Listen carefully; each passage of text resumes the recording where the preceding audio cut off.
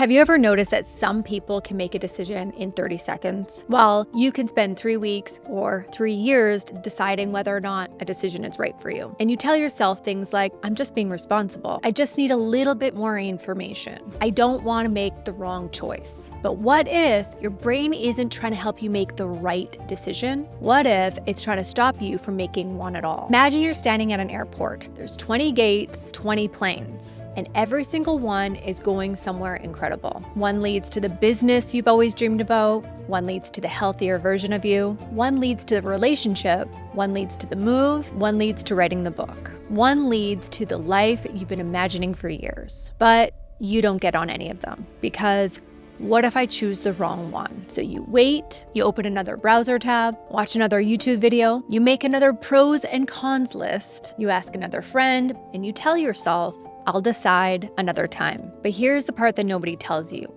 The plane eventually leaves. And the safest thing that you did was also the thing that guaranteed you don't go anywhere. Now, here's my perspective. I don't think people are afraid of making decisions. I think they're afraid of what happens after they make one. Because the moment that you choose, there's risk, there's uncertainty, there's accountability, there's the possibility that you were wrong. There's even grief for the life you didn't choose. And your brain, it hates all of that, which is exactly why today I want to explain the psychology of why you don't like to make decisions, why it can feel so emotionally heavy, why overthinking never actually gives you the certainty that you're looking for, and most importantly, how to become somebody who trusts themselves enough that they can finally choose. Now, after I put my career as a social worker on hold and became a life coach and started coaching people through weight loss, business, career changes, relationships, through identity change, I saw one pattern show up time and time again. It isn't that people don't know what they want. They actually do know what they want. You know what you want, but that people are waiting to feel certain before they act. This is just a default mechanism of your brain. Your brain is just trying to protect you. So let's actually start talking about what's going on in your brain, because as you start to begin to see this for yourself, you're going to take off so much pressure to make the right decision. And you're going to stop judging yourself for why it has been so hard to make decisions up until this point. So let me start with a question. Why is it that some decisions that you have to make, you can make effortlessly? You can make them with a snap of your fingers. What do you want to eat for supper? What shirt do you want to wear today? What movies should we watch? Yet other decisions, they keep you up at night. They chip away at your confidence. Should I leave the relationship? Should we go for counseling? Should I start the business? Should I apply for the job? Should I move? Should I stay? Should I have another baby? Should I be happy with what I have? Should I finally start the YouTube channel or pursue Instagram? So why do these decisions feel unbelievably heavy? The answer is because your brain isn't actually evaluating the decision itself. Your brain is evaluating the emotions that you will feel after you make the decision. It's evaluating the risk. So we tend to think, I'm afraid I'm going to make the wrong choice. But what you're really afraid of is what you'll have to feel if the choice doesn't work out. Disappointment, regret, shame, embarrassment, failure. So your lower brain isn't asking, is this the right decision? It's asking, rather it's telling you, I don't think you can survive this if things go wrong. And because your lower brain and the motivational triad seeks pleasure, avoids pain, and wants to be as efficient as possible, it perceives the potential emotions that you might feel as a serious danger, okay? And a lot of times this is going on subconsciously. And so what your brain does is it stalls, not because you're weak, not because you're incapable, not because you're lazy, but because uncertainty feels dangerous. Your brain, if it had its way, would just keep recreating the same day for you over and over again. And from what I've heard from many of you is that is the pain that you are in. That is your own suffering that you're in. You want this life, you want to go after these things, but you don't know how to. You feel stuck. You're in a procrastinating habit. And if you watch my last episode where I talked about predictive coding, this actually builds on that concept. I talked about how your brain is constantly making predictions about who you are and what you'll do. And what it does is it starts to look for evidence to confirm those predictions. Well, It doesn't stop there. Your brain is also very good at predicting your future and what your future will feel like. So if you've never started the business, your brain predicts uncertainty. If you've never spoke on stage before, well, your brain predicts embarrassment. If your has never moved away, your brain would predict loneliness. If you've never invested yourself, your brain may predict loss. Those predictions, they aren't facts, they are guesses. But your brain is good at treating them like certainty. And because your brain would rather experience a familiar discomfort, you not taking action,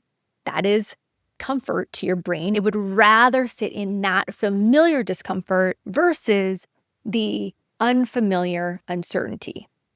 The uncertainty of you making a decision and trusting yourself to go after it. Your brain loves to keep you exactly where you are, not because it's purposely trying to ruin your life. It's actually thinking that it's keeping you safe. It thinks that it's preserving your life by not evolving you, by taking massive action. There's another fascinating concept in psychology called loss aversion. Researchers have found that we tend to feel the pain much more intensely when we imagine losing something versus the joy of gaining something. Now, let's think about what every decision requires.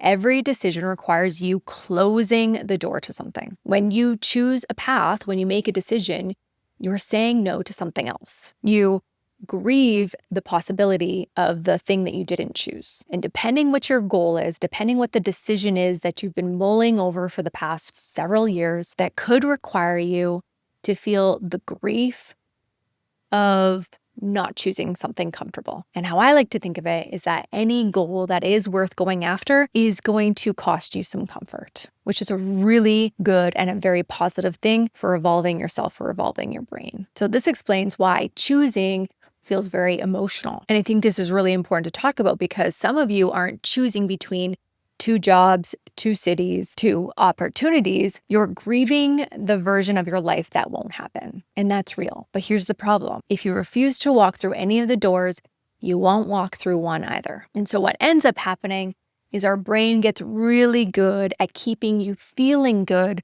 by justifying your decision to not make a decision. So you may tell yourself, well, I need a little bit more time. I need to do a little bit more research. I'm just not sure. I need to just have one more conversation or watch one more video. But the truth is, information is not what you're looking for. What you're looking for is certainty. And certainty, my friend, is an emotion. How are emotions created? Emotions are created by your thoughts. So your thought, whatever one that creates certainty for you, can give you the emotion, the very thing that you've been searching for years. You are literally one thought away from feeling certain about your decision. And if there's one thing that I can personally tell you about certainty in my life, is that I have always felt certain after I take action, after I've made a decision. One of my coaches, Brooke Castillo, has a phrase that I'll never forget and that I use quite often. And she says that when you don't make a decision, you're sitting in miserable maybe. And I think that's where so many people live. Maybe I'll start next year. Maybe I'll apply. Maybe I'll leave. Maybe I'll stay. Maybe I'll invest. Maybe I'll wait. Maybe. It feels safer than choosing, but it's a miserable place to be. Because if you're mentally living in 2 futures all at the same time, you'll never commit to either one of them. And while you're trying to protect yourself from making the wrong decision, life continues to move on. The opportunity passes, time passes, and worst of all, you develop the identity as somebody who is an overthinker, who can't make decisions, and who has stayed stuck for years. You lose trust in yourself because you don't decide. And I want you to hear this next sentence because I think it has the ability to change your life. Indecision isn't the absence of a decision. It's a decision to stay exactly where you are. That hurts. Every day you don't choose, your life chooses for you. That relationship continues, the application doesn't get submitted, the dream stays in your journal, doing nothing. And the worst part is that your lower brain loves it. So how do you become somebody who trusts themselves to choose. Hey, quick interruption to the episode. I created something for you. It's a guide called The Identity Gap and a short mini training called The Disciplined Mind. I take you through a guided exercise in this training that will help you close the gap from where you are and how you're showing up today to how you would like to show up in the future. This is going to help you understand your patterns better, but more importantly, it's going to help you start changing them in real time. You can grab it in the description or the show notes. All right, back to the episode. Here's what I think is going to be the most helpful and powerful teaching in this video. And I referenced it a little bit earlier. You don't have a decision-making problem. You have a self-confidence problem. In a previous video that I recorded on how to be more confident, I will post it right here. This is what the thumbnail looks like. And if you haven't yet watched, I talk about this in this video here, and I make a distinction between the difference of being confident and self-confident. And so here's what you need to know. They are not the same thing. Confidence is built because you've done things in the past. So in a lot of areas in your life, you are very confident because you've already gathered so much evidence that you've accomplished that thing, that you can do that thing. So yes, you are a confident person. You have that emotion inside of you for so many different areas. But self-confidence, it's different. Self-confidence is being willing to go after something you've never done before and know that no matter what the outcome is, you have your own back. And so what do I mean you have your own back? I'm talking about sabotage. How do you treat yourself when you make a mistake? How do you treat yourself if you go after the business and it flops? How do you treat yourself if you put money into that investment and it doesn't go the way you planned? Self-confidence is being willing to feel any emotion, the worst emotions, and know that you're not going to die. Knowing that you have the mindset, the disciplined mind to get back up again. Because the truth is, none of us know whether or not things are going to work out. You don't know if moving is going to be the right decision. You don't know if the business is going to work out. You don't know if the relationship is going to last. You don't know if investing in yourself will pay off. And that's okay. So years ago, I had this dream in my heart, and it was to become a life coach. I know that I've shared this on the podcast, on the YouTube before, but I don't think I've told it quite like this. But for years, I'd already decided that when I become a life coach, it will be once my kids are grown up, they're all moved out of the house. And this felt very responsible, very practical. It sounded very mature. But looking back, this was fear disguised as wisdom. I wasn't actually waiting for the right time. I was waiting until I was emotionally safe. Then one day, I finally admitted this dream to my life coach. I said it out loud for the very first time. And what did she do? She challenged me on why. Why not now? Well, of course, that exposed my fear of failing, the fear of embarrassment, the fear of family members finding out, all of the things. Well, within weeks, I had researched the school that I wanted to go to, figured out how to pay for it, and I enrolled in one of the most respected life coach schools in the world. Nothing about my circumstances changed. I still had the young kids, the same bills, same responsibilities. The only thing that changed was that I stopped believing that I had to wait, because even in that decision, I still would have had to make the hard decision eventually. The only thing that I would have been delaying for all of those years was to experience that same fear, same doubt, the same uncertainty. And I've watched this happen over and over again with my clients. They're waiting for the confidence, they're waiting for the certainty, they're waiting to know that it's going to work. But confidence almost never comes first. Action does. And that action is fueled, it's best fueled by the self-confidence to have your back no matter what.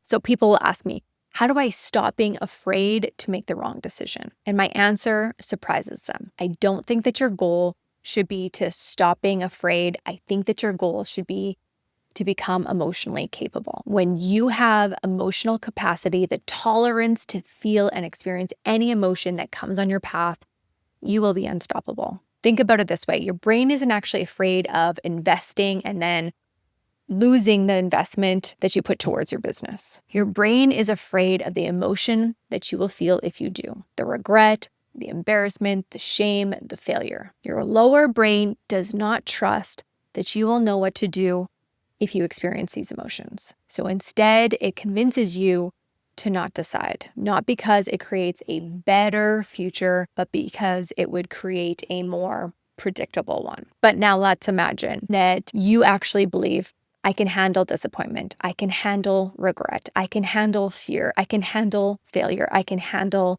deep disappointment. I can handle changing my mind. Would making the decision that stands in front of you be as terrifying? Probably not. But once you realize that the worst case scenario is always just an emotion that you may feel, and you know how to feel your emotions, you have that emotional tolerance, you will become incredibly difficult to stop going after the dreams in your life. In my opinion, there's nothing that can stop you from being a success. So how do we actually do this? How do we stop living in the miserable maybe and become somebody who finally trusts themselves enough to move? I want to leave you with 2 questions. These are questions that I use with my clients all of the time. And I honestly think that they're going to help you make decisions and change the way you make decisions forever. So if you've been sitting on a decision, maybe for weeks, maybe for months, for some of you, maybe even years, these 2 questions are going to help you cut through the noise. Question number 1, write down the 2 decisions that you're deciding between. Maybe it's, do I start the business or do I wait 1 more year? Do I apply or do I stay where I am? Do I invest in myself or do I try to figure it out on my own? Actually write them down and ask yourself this one question. If I knew that both of these options would work out, which one would I choose? Not which one feels safer, not which one has fewer risks, not which one makes everybody happy. I asked which one you would choose, because here's what I've found. Most people know. Deep down, you know. You're not waiting for clarity. This is your permission to answer. Question number 2, ask yourself, which option requires me to become more of the person who I want to be? Because here's the truth. At the end of the day, you're not just choosing between 2 different options. You're choosing between 2 different identities. And if you're answering this question honestly, you probably already know which one. Now, I also want to share something that I use to help me make decisions. And especially this is going to be helpful for those of you who share a faith in God. And that is, I pray before every big decision that I have. Every major decision, I ask God for wisdom. I ask for his guidance and I trust him to guide me in the decision that I'm making. Right. And sometimes that does include me making the wrong decision and then a door closes and then I reevaluate and make the next best decision. But what I see too far often is so many people being paralyzed by making the wrong decision. They're still waiting for the burning bush, the booming voice, the perfectly timed sign. Meanwhile, God has already given you his word. He's given you wisdom and he's given us people to seek counsel from. In fact, I'm a firm believer in that the dreams that you have in your heart, they're placed there from God. God has a plan for you with those dreams that you have. And I think that if you're being honest with yourself, you know what those dreams are. And the next step is to simply just trust him enough to move. I love what Proverbs 3, 5, and 6 says. It says, trust the Lord with all your heart, lean not on your own understanding. In all your ways acknowledge him, and he will make your path straight. Notice what it doesn't say. It doesn't say, wait until all of your paths are clear and straight. It says, trust him, acknowledge him, then he directs your paths. Most people are waiting for him to direct you, then you'll trust him, and then maybe you'll acknowledge him. So we have it backwards. Trust him, acknowledge him, he will direct your path. So maybe today, all you're being asked to do is not to know every answer, not to feel certainty, not to guarantee every outcome, but just to take the next faithful step. All right, now here's what I hope you will take with you long after this video ends. Your brain isn't searching for the right decision. It's searching for the decision that has the least emotional risk,